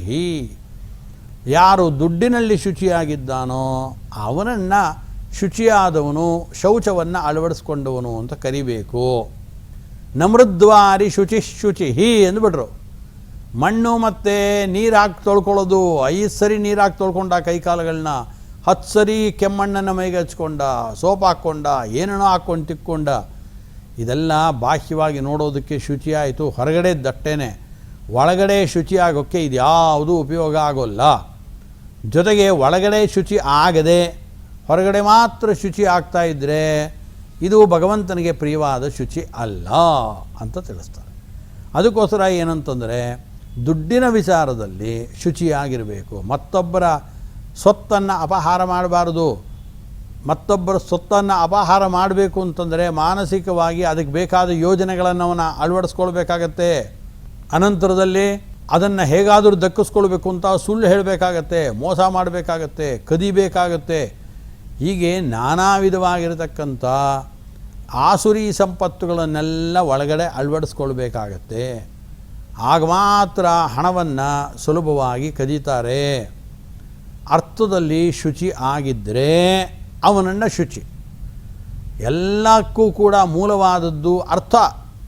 ನಮ್ಮ ಸ್ವಾರ್ಥಪರರಾದ್ದರಿಂದ ನಾವು ಸ್ವಾರ್ಥದಲ್ಲಿ ಅರ್ಥದಲ್ಲಿ ಕೋನು ಅರ್ಥತೃಷ್ಣಾಂ ವಿಸರ್ಜೇತ ಪ್ರಾಣೇಭ್ಯೋಪಿ ಗರೀಯಸಿ ಯಂಕ್ರೀಣಾತಿ ಅಧಭಿಪ್ರೇಷ್ಟೈ ತಸ್ಕರ ಸೇವಕೋ ವಣಿಕು ಅಂತ ಅಂದ್ರಲ್ಲ ಭಾಗವತದಲ್ಲಿ.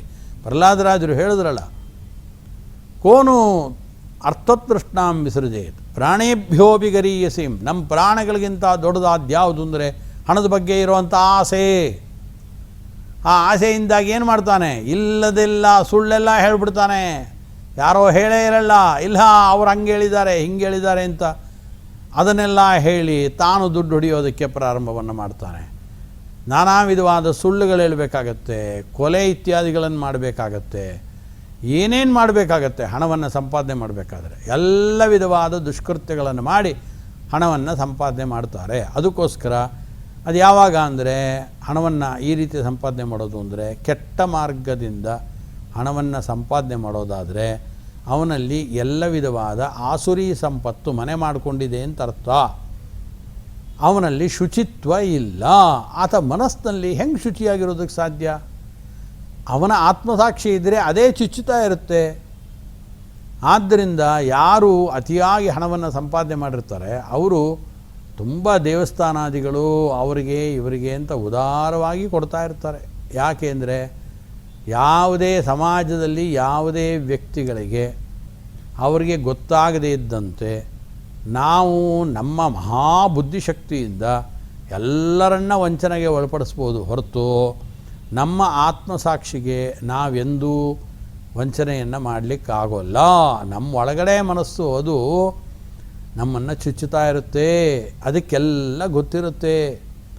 ಆ ದೃಷ್ಟಿಯಿಂದ ಸರ್ವೇಷಾಮೇವ ಶೌಚಾನಾಂ ಅರ್ಥಶೌಚಂ ಪರಂ ಸ್ಮೃತಂ ಅಂದರು. ಎಲ್ಲ ಶೌಚಗಳಲ್ಲಿ ಉತ್ಕೃಷ್ಟವಾದ ಶೌಚ ಯಾವುದು ಅಂದರೆ ಹಣದ ಶೌಚ, ಅರ್ಥಾತ್ ಭ್ರಷ್ಟಾಚಾರ ಇಲ್ಲದೆ ಇರೋದು. ಯೋ ಅರ್ಥೇ ಶುಚಿ ಸಹ ಶುಚಿ.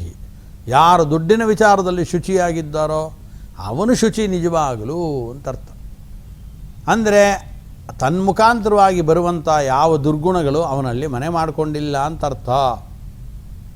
ಆದ್ದರಿಂದ ಶೌಚದ ಬಗ್ಗೆ ವ್ಯಾಖ್ಯಾನವನ್ನು ಸ್ಮೃತಿ ಗ್ರಂಥಗಳನ್ನು ನೋಡಿ ನಾವು ತೀರ್ಮಾನವನ್ನು ಮಾಡಬೇಕು.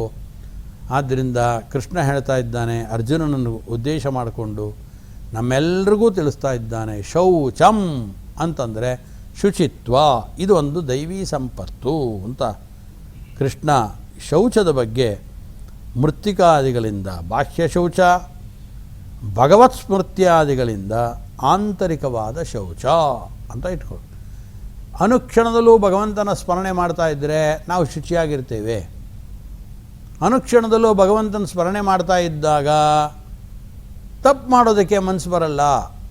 ತಪ್ಪು ಮಾಡ್ತಾ ಮಾಡ್ತಾ ಭಗವಂತನ ಸ್ಮರಣೆ ಮಾಡಲಿಕ್ಕಾಗಲ್ಲ, ಎರಡು ವಿರುದ್ಧವಾಗತ್ತೆ. ನಮ್ಮ ಗುರುಗಳು ಯಾವಾಗಲೂ ಅದನ್ನೇ ಹೇಳ್ತಾ ಇದ್ದರು, ಎಲ್ಲ ಮಾಡಿದ ಕೆಲಸಗಳನ್ನು ಕೂಡ ಭಗವಂತನಿಗೆ ಸಮರ್ಪಣೆ ಮಾಡಬೇಕು ಅಂತ ಒಂದು ಸಂಕಲ್ಪ ಮಾಡ್ಕೋ ಸಾಕು ನೀನು.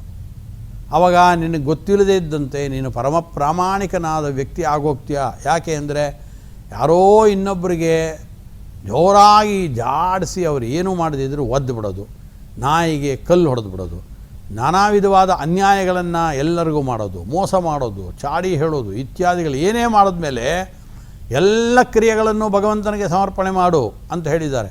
ಅದನ್ನೆಲ್ಲ ಕೃಷ್ಣ ಈಗ ತಾನೇ ಒಬ್ಬ ವೃದ್ಧರಿಗೆ ಭಾರಿಸಿ ಕಪಾಳಕ್ಕೆ ಹೊಡೆದ್ನಲ್ಲ, ಅದು ನಿನಗೇ ಅರ್ಪಿತವಾಗಲಿ ಅಂತ ಭಗವಂತನಿಗೆ ಆ ಕರ್ಮವನ್ನು ಸಮರ್ಪಣೆ ಮಾಡಲಿಕ್ಕಾಗತ್ತಾ?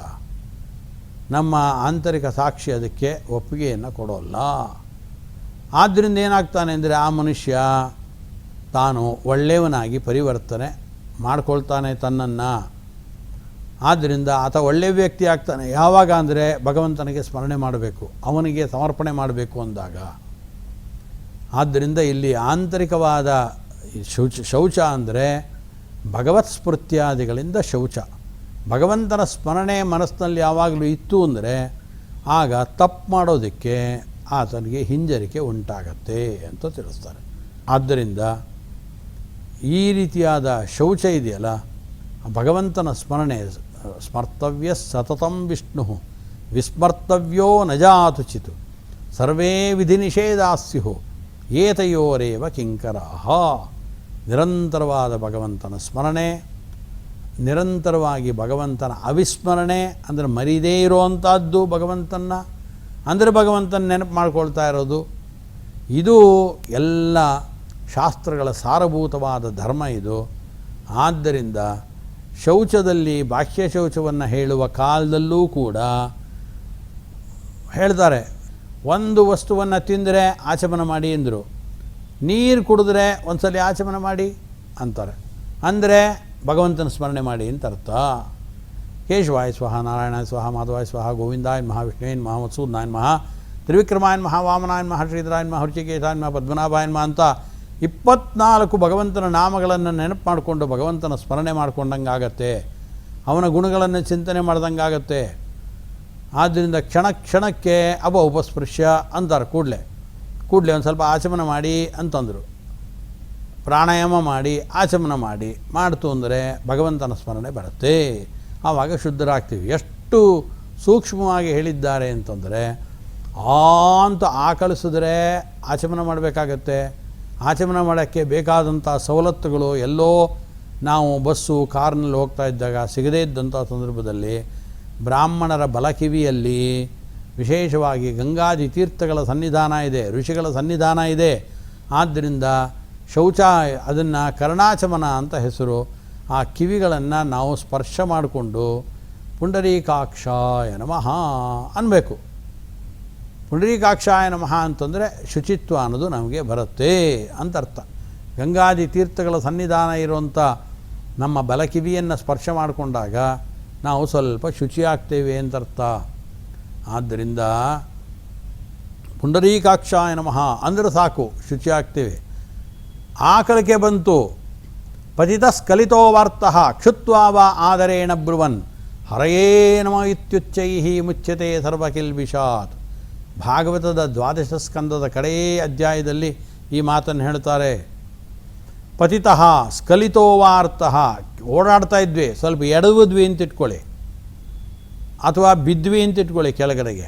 ಪತಿತ ಸ್ಖಲಿತೋ ವಾರ್ತಃ, ಅಥವಾ ಯಾವುದಾದ್ರೂ ಇದ್ದಕ್ಕಿದ್ದಂತೆ ತಲೆನೋವು ಅದು ಇದು ಬಂತು, ರೋಗಗಳ ಬಾಧೆ ಬಂತು, ಆ ಸಂದರ್ಭದಲ್ಲಿ ಕ್ಷುತ್ವಾವ ಇಲ್ಲ ಜೋರಾಗಿ ಯಾವುದೋ ಒಂದು ಕೆಟ್ಟದ ಗಾಳಿ ಬೀಸ್ತು, ಅಥವಾ ಇನ್ಯಾವುದೋ ಮೆಡಿಸಿನ್ ಪುಡಿ ಘಾಟ್ ಬಂತು, ಆಕ್ಷಿ ಅಂತ ಒಂದು ಸರಿ ಆಕ್ಷಿ ಮಾಡ್ದ ಅಂತ ಇಟ್ಕೊಳ್ಳಿ.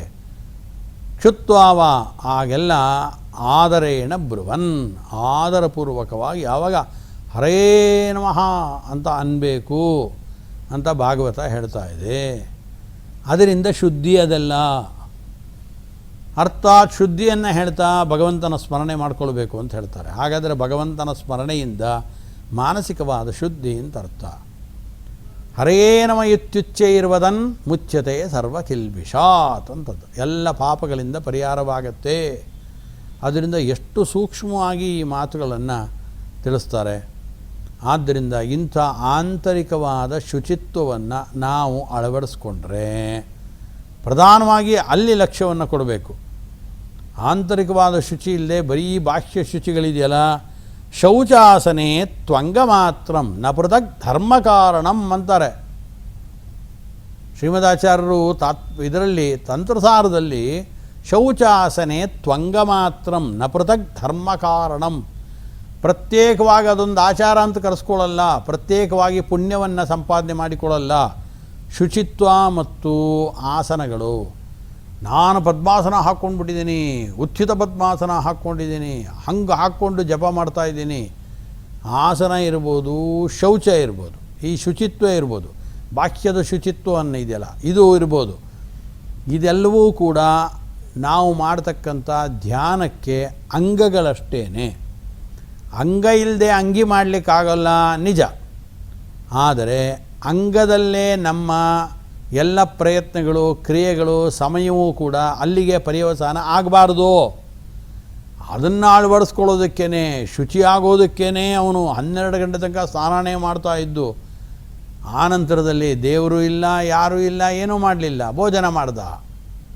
ಆದ್ದರಿಂದ ಹಂಗಲ್ಲ, ಶುಚಿತ್ವಕ್ಕೆ ಪ್ರಾಧಾನ್ಯವನ್ನು ಕೊಟ್ಟು ಅದಕ್ಕೋಸ್ಕರವೇ ಪೂರ್ಣವಾದ ಸಮಯವನ್ನು ಮೀಸಲಿಟ್ಟರೆ ಆವಾಗ ಅದು ಅಂಗ ಮಾತ್ರಂ, ಅದು ಅಂಗ ಅಷ್ಟೇ.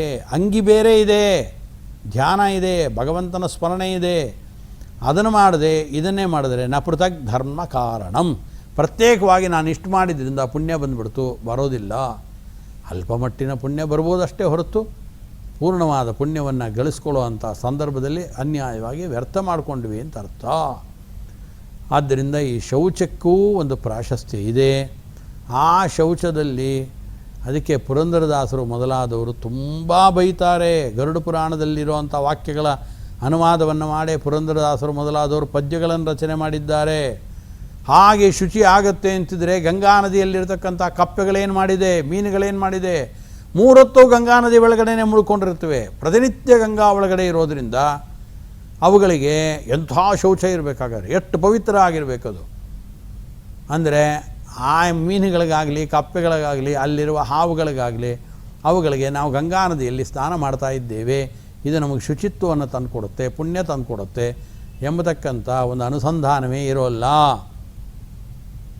ಆದ್ದರಿಂದ ಅವುಗಳಲ್ಲಿ ಸ್ನಾನ ಮಾಡುವ ಮಾತ್ರದಿಂದಲೇ ನಮಗೆ ಎಲ್ಲ ವಿಧವಾದ ಗತಿಗಳು ಸಿಗೋದಾಗಿದ್ದರೆ ಹಾಗಾದರೆ ಆ ಕಪ್ಪೆಗಳಿಗೆ ಮೀನುಗಳಿಗೆ ಆ ಜನ್ಮಕ್ಕೆ ಮೋಕ್ಷ ಬರುತ್ತೆ ಅಂತ ಆಗಬೇಕಾಗತ್ತೆ ಅಂತ ತಿಳಿಸ್ತಾರೆ. ಆದ್ದರಿಂದ ಹೊರಗೆ ನಾವು ಮಡಿ ಮಾಡುವರಂತೆ ತೋರಿಸಿಕೊಂಡು ಆಂತರಿಕವಾಗಿ ಮಾನಸಿಕವಾಗಿ ಶುದ್ಧತೆ ಇಲ್ಲದೆ ಬರೀ ಹೊಟ್ಟೆ ಕೀಚಿನಿಂದ ಅಸೂಯೆಯಿಂದ ಬೇಯ್ತಾ ಇದ್ದರೆ ಏನೂ ಕ್ರಿಯೆಗಳಾಗೋಲ್ಲ, ಮಾನಸಿಕವಾಗಿ ಪ್ರಸನ್ನತೆ ಇಲ್ಲ. ನಂತರ ಶುಚಿ ಆದ ನಂತರದಲ್ಲಿ ಮಾಡಬೇಕಾದ ದೇವಪೂಜಾದಿಗಳು ಧ್ಯಾನಾದಿಗಳು ಎಲ್ಲ ವ್ಯರ್ಥವಾಗಿ ಹೋಗುತ್ತವೆ. ಮನಸ್ಸಿನ ಭರ್ತಿ ಹೊಲಸು ತುಂಬಿಕೊಂಡಿದ್ದಾನೆ. ಮುಸುರೆ ತೊಳೆಯಬೇಕು, ಮನಸ್ಸಿನ ಮುಸುರೆ ತೊಳೆಯಬೇಕು. ಪುರಂದರದಾಸ ಅಂತಾರೆ, ಮುಸುರೆ ತೊಳಿ ಸರಿಯಪ್ಪ, ಹೊರಗಡೆ ಮುಸುರೆ ತೊಳಿತೀಯ ಸರಿ, ಮನಸ್ಸಿನ ಮುಸುರೆ ತೊಳೆಯಬೇಕು. ಮನಸ್ಸಿನಲ್ಲಿ ಏನು ಮುಸುರೆ ಇದೆ ಅದನ್ನು ತೊಳೀರಿ ನೀವು ಮೊದಲು.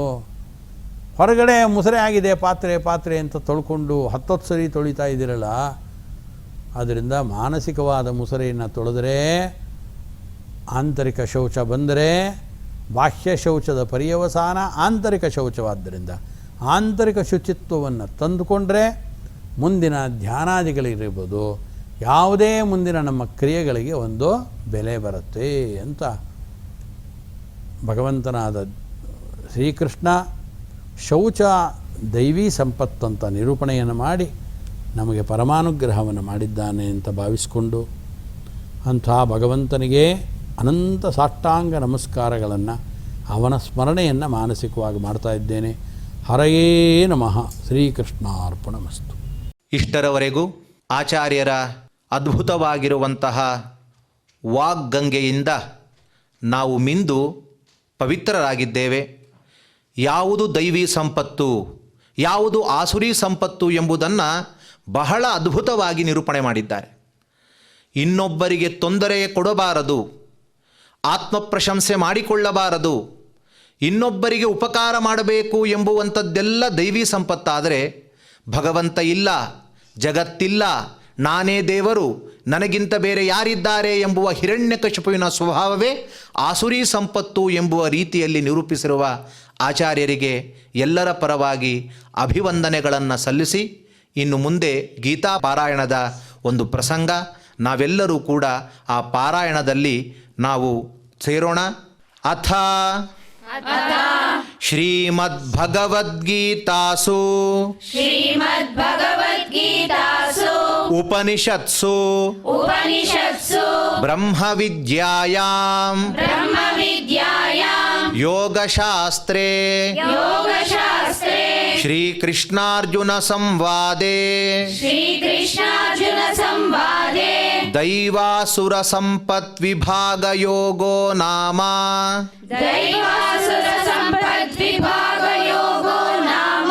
ಷೋಡಶೋಧ್ಯಾಯಃ. ಶ್ರೀಭಗವಾನುವಾಚ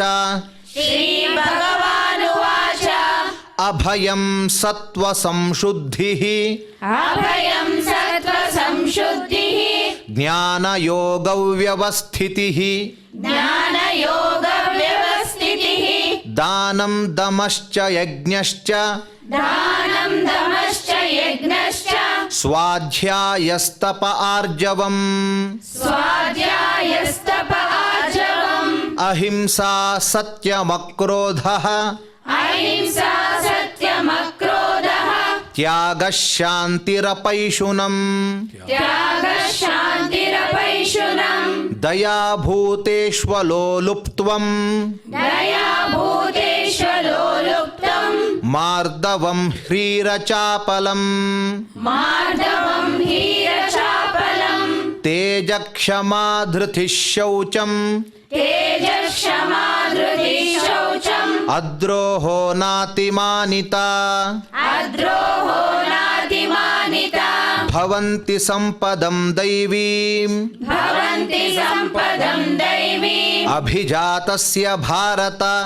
अभिजातस्य भारत ದಂಭೋ ದರ್ಪೋಭಿಮಾನಶ್ಚ दम्भो दर्पोऽभिमानश्च ಕ್ರೋಧಃ ಪಾರುಷ್ಯಮೇವ ಚ क्रोधः पारुष्यमेव च ಅಜ್ಞಾನಂ ಚಾಭಿಜಾತಸ್ಯ अज्ञानं चाभिजातस्य ಪಾರ್ಥ ಸಂಪದಮಾಸುರೀಂ पार्थसम्पदमासुरीम् ದೈವೀ ಸಂಪದ್ವಿಮೋಕ್ಷಾಯ दैवी सम्पद्विमोक्षाय ನಿಬಂಧಾಯಾಸುರೀಮತಾ निबन्धायासुरीमता ಮಾ ಶುಚಃ ಸಂಪದಂ ದೈವೀಂ माशु च सम्पदम् दैवीम् ಅಭಿಜಾತೋಸಿ ಪಾಂಡವ अभिजातोऽसि पाण्डव ದ್ವೌ ಭೂತಸರ್ಗೌ ಲೋಕೇಸ್ಮಿನ್ द्वौ भूतसर्गौ लोकेऽस्मिन् ದೈವ ಆಸುರ ಏವ ಚ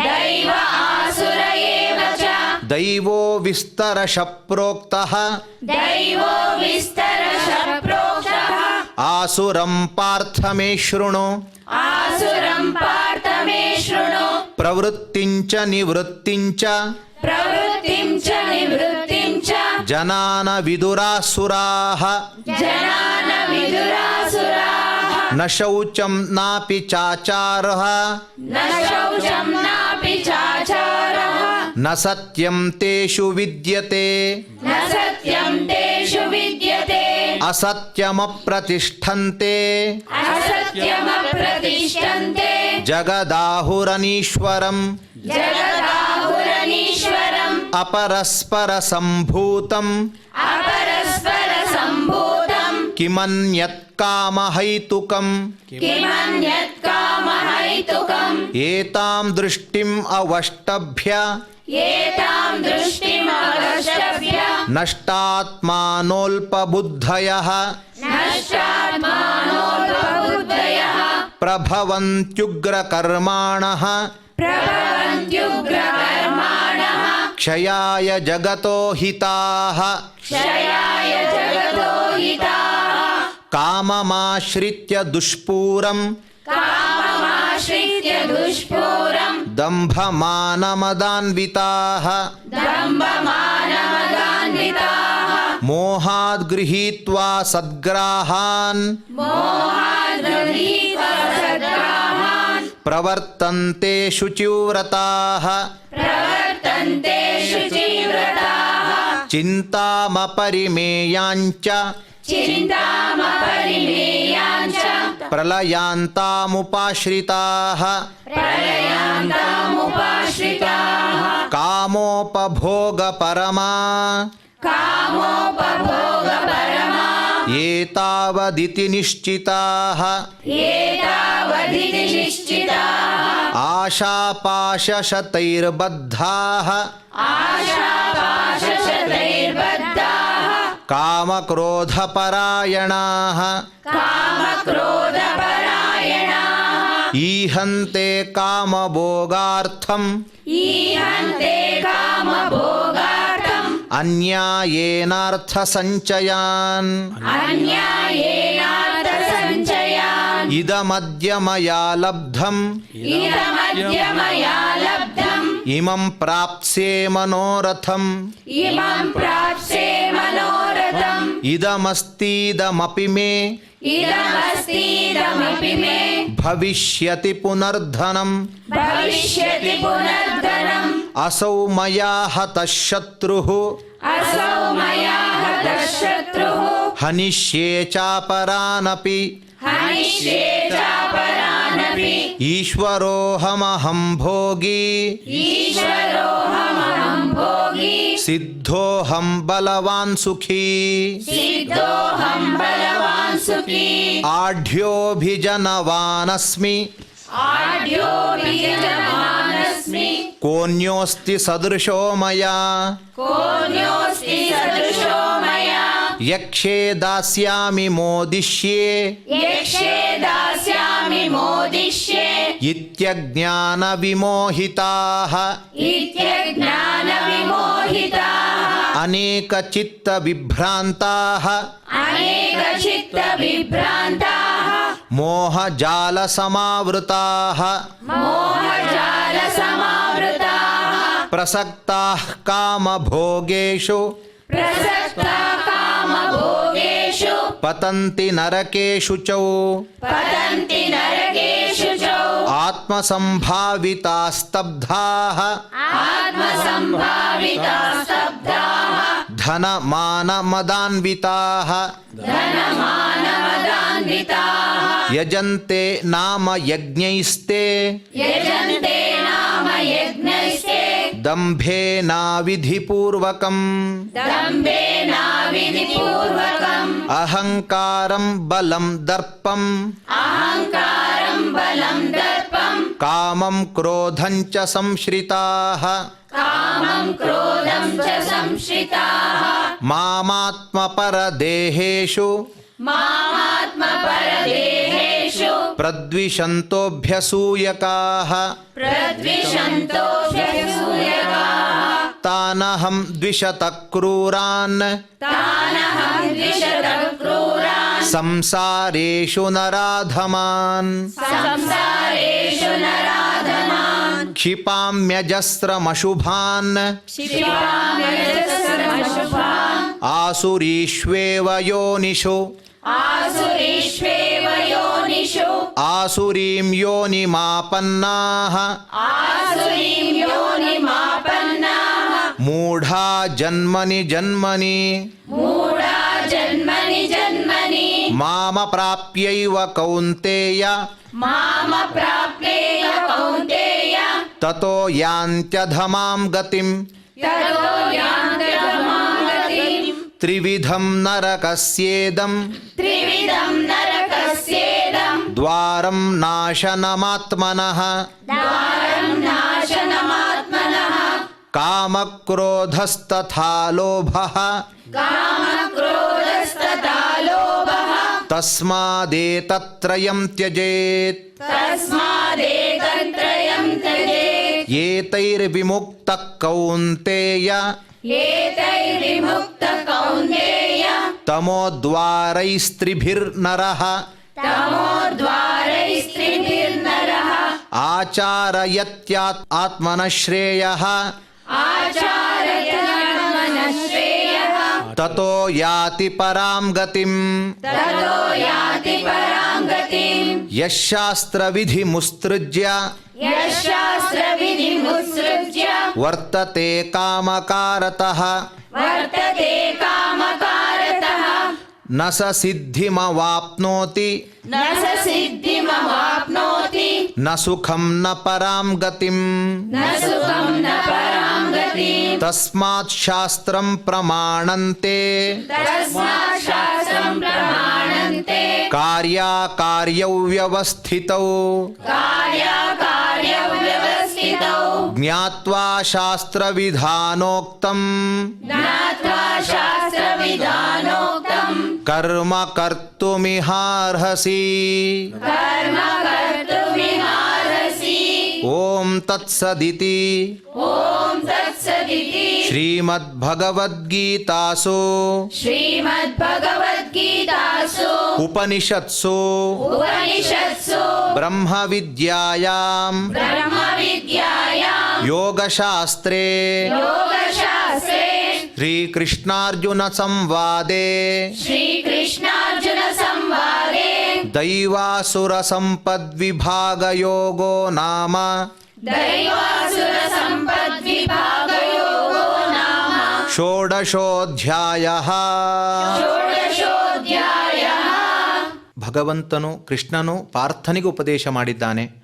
ಹಾಗಾಗಿ ಅವರಿಬ್ಬರ ಚಿಂತನೆಯನ್ನು ಮಾಡಿದ ವ್ಯಕ್ತಿಗಳಿಗೆ ಎಲ್ಲ ಕಡೆ ಜಯ, ಎಲ್ಲ ಕಡೆ ಸಂಪತ್ತು, ಎಲ್ಲ ಕಡೆ ಅವರವರ ಅಂದುಕೊಂಡ ಕಾರ್ಯಗಳು ಈಡೇರ್ತದೆ ಎಂಬುದಾಗಿ ಕೃಷ್ಣ ಪರಮಾತ್ಮನೇ ತಿಳಿಸಿದ್ದಾನೆ.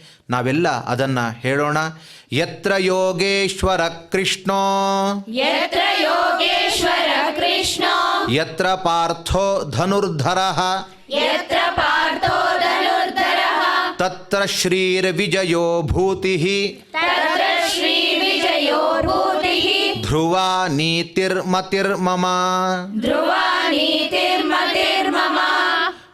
ಮಾಡಿದ ಈ ಪಾರಾಯಣದಲ್ಲಿ ಅನೇಕ ತರಹದ ಲೋಪದೋಷಗಳು ಅಥವಾ ನಾನಾ ತರಹದ ಮನಸ್ಸಿನ ಚಾಂಚಲ್ಯದಿಂದ ಏನೋ ಯೋಚನೆ ಮಾಡಿರುವಂಥದ್ದು ಯಾವುದೇ ದೋಷಗಳಿದ್ದರೂ ಕೂಡ ಆ ಎಲ್ಲರ ಅಪರಾಧಗಳನ್ನು ಕ್ಷಮಾ ಮಾಡುವ ಭಗವಂತನಿಗೆ ಕ್ಷಮಾ ಪ್ರಾರ್ಥನೆಯನ್ನು ಮಾಡೋಣ.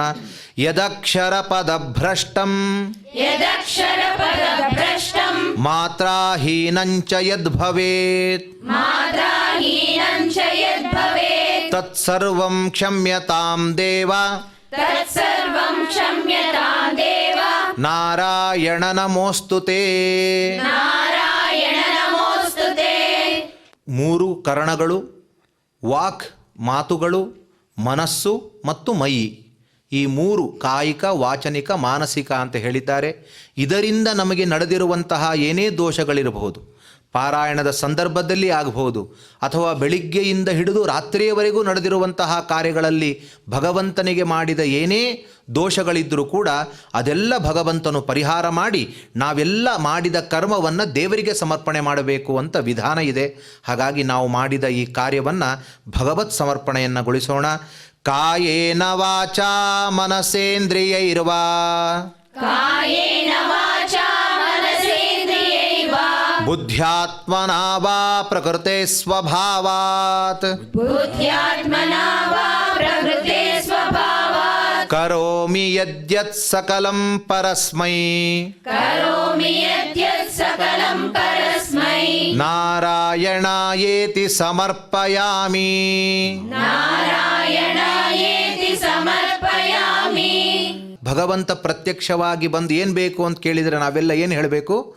ಲೋಕಾ ಸಮಸ್ತ ಸುಖಿನೋ ಭವಂತು. ಸ್ವಾಮಿ, ನಾವೆಲ್ಲ ಈ ಜಗತ್ತಲ್ಲಿ ಸೇರಿದ್ದೇವೆ. ಜಗತ್ತು ಕ್ಷೇಮವಾಗಿತ್ತು ಅಂದರೆ ನಾವೆಲ್ಲರೂ ಕ್ಷೇಮವಾಗಿರ್ತೇವೆ. ಹಾಗಾಗಿ ಸಮಸ್ತ ರಾಷ್ಟ್ರವು ಸುಖವಾಗುವಂತೆ ನೀನು ಮಾಡಬೇಕು ಎಂಬುದೇ ನಮ್ಮೆಲ್ಲರ ಉದ್ದೇಶವಾಗಿದೆ ಎಂಬುದನ್ನು ನಾವು ದೇವರಲ್ಲಿ ಸೇರಿ ಪ್ರಾರ್ಥಿಸೋಣ.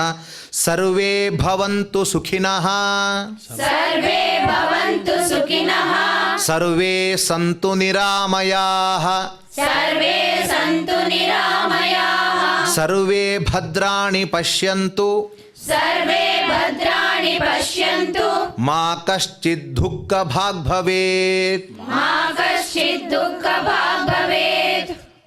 ಮುಂದೆ ಮಂಗಳವನ್ನು ನಾವೆಲ್ಲರೂ ಕೂಡ ಹೇಳೋಣ. ಭಗವಂತನು ಮಂಗಳನಾಗಿದ್ದಾನೆ, ಭಗವಂತನು ಗುಣಿಯಾಗಿದ್ದಾನೆ, ಭಗವಂತನು ಸೌಂದರ್ಯವಂತನಾಗಿದ್ದಾನೆ ಅಂದರೆ ನಮಗೂ ಭಗವಂತ ಸೌಂದರ್ಯ ಕೊಡ್ತಾನೆ, ನಮ್ಮನ್ನು ಗುಣಿಗೊಳ್ಳುವವನಾಗಿ ಮಾಡ್ತಾನೆ. ಹೀಗೆ ನಾವು ಅವನನ್ನು ಏನಂತ ಸ್ತೋತ್ರ ಮಾಡ್ತೇವೋ ಹಾಗೆ ನಮಗೆ ನೀಡುತ್ತಾನೆ. ಭಗವಂತನು ಮಂಗಳನಾಗಿದ್ದಾನೆ ಅಂತ ಮಂಗಳ ಹಾಡಿದರೆ ನಮ್ಮ ಜಗತ್ತಿಗೂ ರಾಷ್ಟ್ರಕ್ಕೂ ಮಂಗಳವನ್ನು ಉಂಟು ಮಾಡ್ತಾನೆ. ಹಾಗಾಗಿ ಮಂಗಳವನ್ನು ನಾವು ಹೇಳೋಣ. ಶ್ರಿಯಕಾಂತಾಯ ಕಲ್ಯಾಣ ನಿಧಯೇ ನಿಧಯೇರ್ಥಿನಾಂ, श्रीकान्ताय कल्याणनिधये निधयेतिनां, ಶ್ರೀವೆಂಕಟನಿವಾಸಾಯ ಶ್ರೀನಿವಾಸಾಯ ಮಂಗಳಂ. श्रीवेङ्कटनिवासाय